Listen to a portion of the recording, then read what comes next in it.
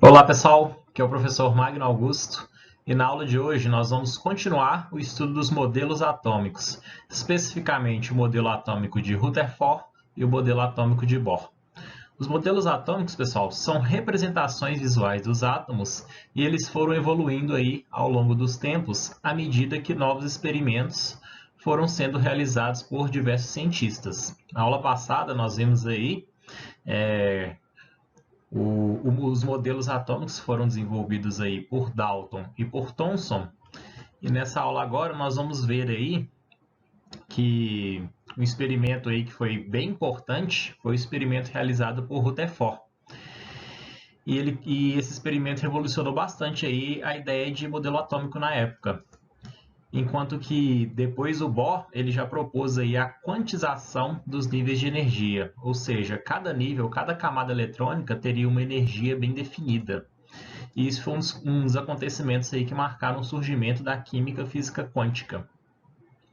Então, antes de iniciarmos a aula de hoje, gostaria de pedir para vocês darem um like nesse vídeo, se inscreverem no meu canal e também deixarem sugestões aí para que eu possa melhorar o conteúdo para as próximas aulas.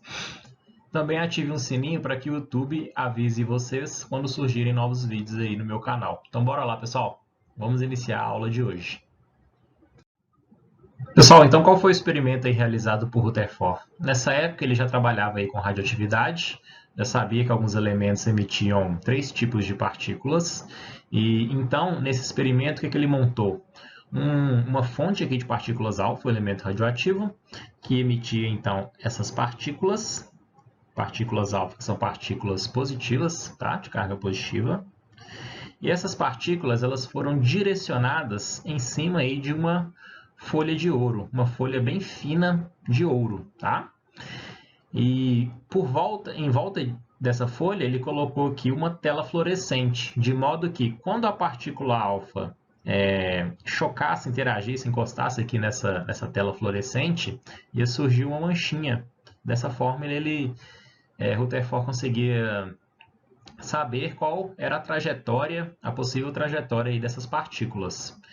Então, realizando esse experimento, o Rutherford já esperava que as partículas atravessassem sem sofrer grandes desvios, né? Se fosse pensar aí como se fosse o modelo anterior, que era o de Thomson, que fosse uma massa ali positiva, era de se imaginar que a massa estaria espalhada por todo o átomo, mas não foi isso aí que ele observou. O que ele observou então nesse experimento? Grande parte das partículas atravessaram sem sofrer grandes desvios, algumas se desviaram bastante em determinados pontos, vocês podem ver que seriam essas duas aqui, e o que mais surpreendeu o Rutherford foi que algumas se chocaram e voltaram, né? Seriam essas duas aqui, ó. Uma certa parte aí, uma certa quantidade de partículas voltou, chocou com alguma coisa ali e voltou. Então, qual foi a proposta dele? Para poder explicar aí esse fato aí que foi tão espantoso, né, na época. De acordo aqui com esse desenho abaixo aqui, ó, a partícula alfa, ela chocaria, na parte que ela chocaria seria uma região que foi denominada núcleo, onde está concentrada toda a massa do átomo, tá? E na região ao redor seria onde estariam os elétrons, né, girando ali ao redor desse núcleo, teria muito mais espaço vazio do que realmente a massa. A massa estaria toda concentrada em um único local que foi denominado por ele núcleo. Então isso aí explicaria, pessoal. Então o modelo atômico teve que ser modificado, porque na verdade aí o átomo ele tem bem mais espaço vazio do que a massa distribuída, né? Na verdade essa massa ela está totalmente concentrada em uma região muito pequena em relação ao átomo todo. Pra vocês terem ideia, se você pegasse, por exemplo, um estádio de futebol, colocasse uma bola de tênis, né, onde que começa o jogo, a bola de tênis seria o núcleo e o estádio todo seria o átomo. Para vocês terem ideia da proporção aí do núcleo para o tamanho do átomo todo. Que eu coloquei para vocês um simulador que é bem legal desse experimento aí de Rutherford. Nesse simulador, vocês podem ver que a partícula alfa seria essa bolinha roxa, o núcleo, a bolinha amarela, e os níveis de energia, né? As camadas aí onde que estão os elétrons em volta, que está pontilhado. Vocês podem perceber exatamente aí que o Rutherford viu aí no experimento dele, né? Que quando aqui, ó, a partícula alfa, ela pode se chocar no núcleo. Vocês podem ver que é bem difícil aí se chocar e voltar completamente, mas várias partículas elas se chocam ou então elas se desviam ao passar perto do núcleo e alteram, têm suas trajetórias alteradas. Então aqui, ó, com o fluxo contínuo aí de partículas alfa, vocês podem ver exatamente que grande parte, a maior parte delas atravessa sem sofrer grandes desvios, e uma parte que se aproxima do núcleo, como o fato aí do elétron ter carga negativa e o núcleo ter carga positiva, você tem aí uma repulsão, né? Só da partícula passar próxima ao núcleo, ela já tem sua trajetória alterada. Enquanto que se a partícula ela realmente atingir o núcleo, ou então passar muito próximo, ela vai sofrer um grande desvio. É o que vocês podem ver aí nesse simulador. Então, baseado nesse experimento aí, que Rutherford propôs o seu modelo atômico, que foi conhecido depois como modelo planetário, porque lembra aqui como se fosse o movimento dos planetas girando ao redor do Sol, né? Como se o núcleo fosse o Sol. Então aqui, ó, Rutherford propôs aí que o átomo ele é formado por um núcleo pequeno, denso e de carga positiva, que concentra aí a massa do átomo, né? Além disso, os elétrons, que são as partículas aí de carga negativa, elas estão orbitando este núcleo em uma região que é chamada aí de eletrosfera. Os elétrons eles vão descrever um movimento circular ao redor do núcleo, assim como os planetas se movem ao redor do Sol. Por isso aí ficou conhecido como modelo planetário. Em 1904, Rutherford ele confirmou em suas experiências com gás hidrogênio a presença de partículas positivas chamadas de prótons. Então, no núcleo, o que nós temos? Nós temos os prótons, né? Que são as partículas aí que vão dar a massa do elemento.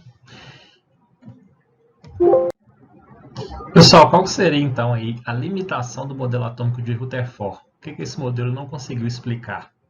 Quando os elétrons eles estão orbitando ao redor do núcleo, o elétron tem carga negativa e o núcleo onde estão os prótons, né, tem carga positiva. Então, como tem uma força de atração, o que impediria esses elétrons de girarem, começarem a perder energia até se chocar no núcleo? O que impediria isso? O Rutherford não conseguiu explicar isso. Um outro fato aí que não estava sendo possível ser explicado pelos pesquisadores na época seriam os espectros de emissão dos átomos, né? Por exemplo, o átomo de hidrogênio. Esses espectros eles se apresentavam como raias, pessoal, como linhas, tá? Como linhas. E isso, como que poderia ser explicado esse espectro apresentar linhas com energias aí muito bem definidas, sendo que então o modelo de Rutherford não conseguia explicar isso aí, tá? Não conseguia predizer esse espectro a partir de um modelo teórico. Então, isso tudo aí foi resolvido, pelo menos uma boa parte, pelo modelo de Bohr. O que Bohr propôs? Bohr propôs que os elétrons eles ocupam determinados níveis de energia ou camadas eletrônicas, né? E esses níveis de energia, esses níveis energéticos, eles apresentam uma energia que é fixa e bem definida. Então, aqui ó, ele propôs que existem os níveis de energia, esses níveis eles saíram lá dos cálculos da quântica já, né? Como eu falei com vocês, o modelo de Bohr aqui, ele estava acontecendo nesse mesmo tempo aí o surgimento da química quântica. Então, a partir de todos esses trabalhos, surgiram aí as camadas, por fim, as camadas eletrônicas, que são o número quântico principal. N igual a 1 é a primeira camada eletrônica, a segunda N igual a 2, a terceira N igual a 3 e assim por diante. 4, 5, 6, 7 camadas eletrônicas ou níveis de energia. Essas camadas elas são denominadas por letras. A primeira é a K, a segunda é L, M, N, O, P, Q. E existe um número máximo aí de elétrons que é suportado em cada camada eletrônica. Na primeira, no máximo 2, na segunda, no máximo 8 elétrons, na terceira, no máximo 18, na quarta e na quinta, 32, na sexta, no máximo 18, e na sétima camada eletrônica, no máximo 8 elétrons. Então, nesse momento, aí, um pouco mais para frente, na verdade, desse momento aí do modelo de Bohr, foi descoberto por Chadwick. Ele descobriu aí que, além dos prótons no núcleo, tinha outras partículas aí com massa, mas sem carga, que foram chamadas aí de nêutrons. Ou seja, no núcleo do átomo, então, ele é formado pelo quê? O núcleo ele é formado por prótons mais nêutrons. Isso aí é o que vai dar a massa do átomo, enquanto que os elétrons eles vão estar aí orbitando em volta do núcleo em órbitas de energia bem definida, tá? Como foi proposto aí pelo Bohr. Bohr ainda propôs que ocorria as transições eletrônicas, isto é, quando os elétrons saltam de um nível mais interno, ou seja, uma camada mais interna, para uma mais externa, eles fazem isso com absorção de energia, enquanto que quando esse elétron volta desse nível mais externo para o mais interno, ocorre aí a emissão de energia na forma de luz. Tá? Vocês podem ver aqui nessas duas imagens, aqui, ó, quando esse elétronzinho aqui, por exemplo, esse amarelo, passa para um nível energético acima de maior energia, ele tem que absorver energia e quando ele retorna para o estado fundamental, que é o primeiro, que é o nível de onde ele saiu, esse processo aí vai ocorrer com emissão de energia, tá? Essa outra imagem aqui que já tem várias camadas, aqui ó, podem ocorrer vários tipos aí de transições eletrônicas, que seria essa aí, a passagem do elétron de um nível para o outro. Quando o elétron salta de um nível para outro nível energético, é chamado aí de transição eletrônica. Então, quando é de um nível menor para um nível mais externo, de um nível mais interno para um mais externo, ocorre com absorção de energia. Quando é o contrário, do mais externo para o mais interno, ocorre com emissão de energia na forma de luz. Beleza? Pessoal, então de acordo aí com esse salto energético, quando o elétron de determinado elemento sai de um nível mais energético para outro nível menos energético, ou do mais externo para o mais interno, isso ocorre aí com emissão de radiação. E como cada elemento apresenta uma energia associada a esse salto característica, essa energia ela vai cair um comprimento de onda diferente, não é? Porque a radiação emitida na forma de luz, ela pode ser emitida em várias cores, seria o caso aí dos fogos de artifício.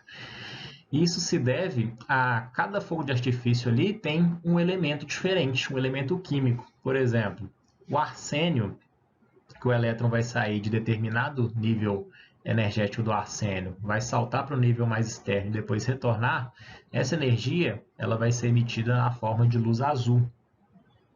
Em relação ao sódio, essa energia vai ser emitida em forma de luz amarela e assim por diante. Potássio azul, estrôncio vermelho, magnésio branco. Ou seja, os fogos de artifício eles possuem cores diferentes porque tem sais de elementos químicos diferentes ali em sua composição. Beleza? Já que estamos falando aí, então de luz, né? Eu gostaria de explicar um pouco aqui do espectro eletromagnético para vocês. A luz que nós enxergamos, que é a luz visível, é apenas uma parte pequena aí do espectro eletromagnético, que tem comprimentos de onda vindo aí em torno de 380 até 780, tá? Esse seria aí o comprimento de onda da luz visível, tá? 380 nanômetros até em torno aí de 780 nanômetros. E nós temos aqui que não existe apenas a luz visível, né, pessoal? E vários outros tipos aí de radiações eletromagnéticas, que são ondas, tá? Quando você pega aqui, o que seria o comprimento de onda? Eu coloquei aqui a imagem de uma onda. O comprimento de onda seria essa distância aqui, ó, de uma crista a outra crista, ou de um vale até o outro vale. Essa aqui seria o comprimento de onda. Quanto maior o comprimento de onda, menor é a energia da radiação. Então, vocês podem ver aqui, ó, que abaixo da luz visível, de menor energia, o que nós temos? Nós temos o infravermelho, radar, ondas de rádio, ondas de TV. Então, todas essas aí são são radiações que têm energia menor do que a luz visível. Agora, energia maior do que a luz visível, a gente vai ter, primeiramente, aqui a luz ultravioleta, que está presente aí no espectro solar, é o que queima, faz a luz do sol queimar nossa pele, é o ultravioleta. De mais energia ainda, os raios X.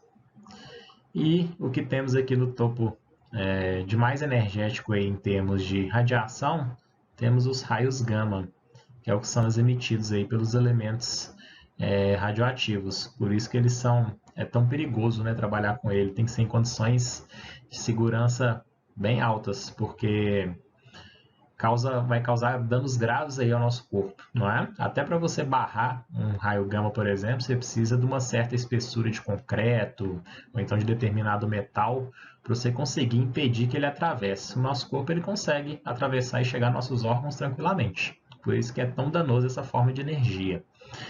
Então, pessoal, quanto maior a energia, menor o comprimento de onda. Essa relação ela vem daqui, ó.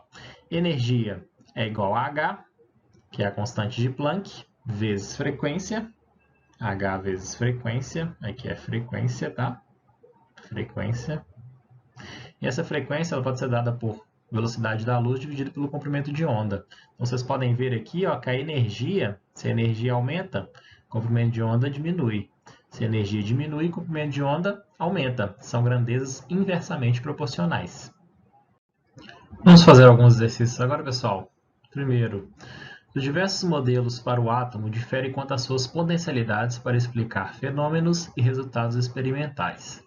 Em todas as alternativas, o modelo atômico está corretamente associado a um resultado experimental que ele pode explicar, exceto em. O modelo de Rutherford explica por que algumas partículas alfa não conseguem atravessar uma lâmina metálica fina e sofrem fortes desvios. Consegue, pessoal, o modelo de Rutherford? Sim, consegue explicar isso sim. Por quê? Porque a partícula alfa ela não consegue atravessar porque ela se choca com o núcleo, né? Foi o que eu mostrei lá no simulador e também explicando lá no slide. Letra B. O modelo de Thomson explica por que a dissolução de cloreto de sódio em água, sal em água, produz uma solução que conduz a eletricidade. Explica, né, pessoal? Se o Thomson propôs lá que tem elétrons, tem carga, né? A matéria no modelo atômico dele. Então, eletricidade é o mesmo que cargas em movimento, né? Que podem ser elétrons ou íons. Então, o modelo de Thomson é suficiente para explicar assim. Letra C.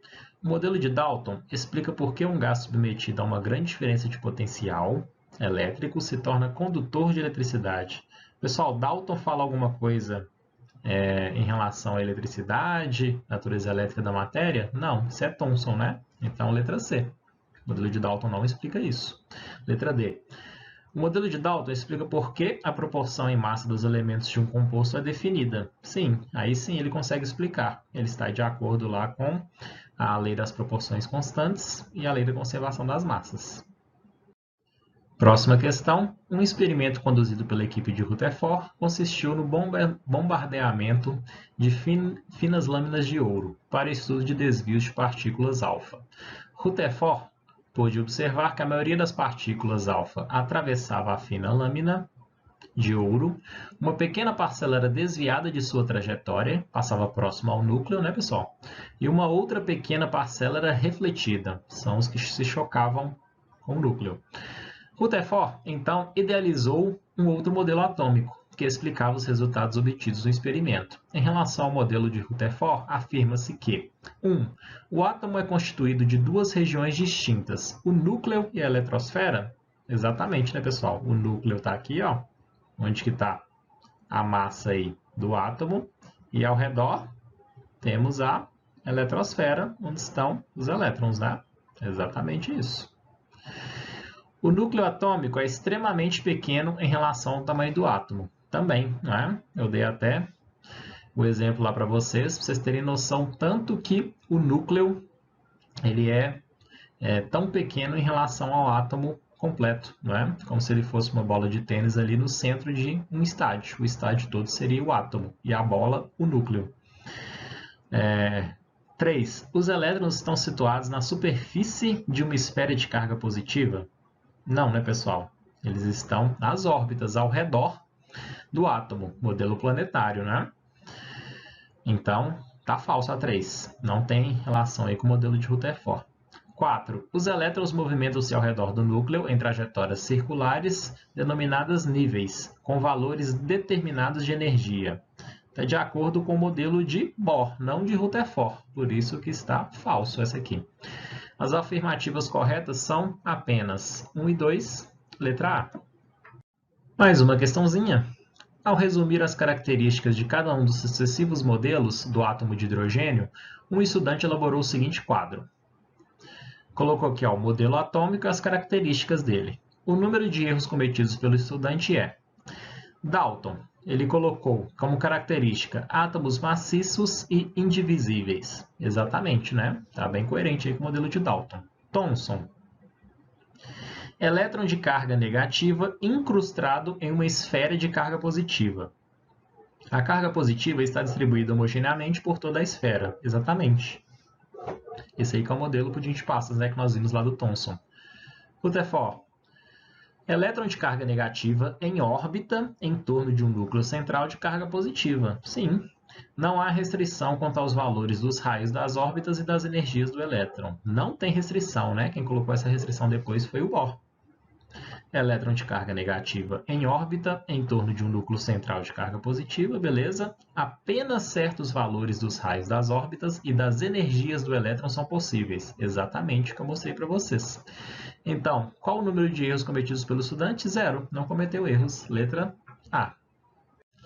Então, como atividades aí dessa aula, eu gostaria que meus alunos fizessem os exercícios das semanas 3 e 4 do Plano de Estudos Tutorados PET, volume 3. Também, quantos exercícios acharem melhor da lista de exercícios que eu vou mandar para vocês sobre modelos atômicos, envolvendo aí as semanas 3 e 4. Quem for meu aluno pode utilizar o aplicativo Conexão Escola e o Google Classroom para entrar em contato comigo. Quem não for meu aluno, está assistindo aí pelo YouTube, pode utilizar o meu Instagram, pode me adicionar e me mandar um direct, ou então deixar comentários aí no YouTube para fazerem contato comigo e tirarem as suas dúvidas. Então é isso aí, pessoal. Me sigam lá no meu Instagram, Professor Magno Augusto. Se cuidem, fiquem com Deus e até a próxima aula. Tchau, até mais.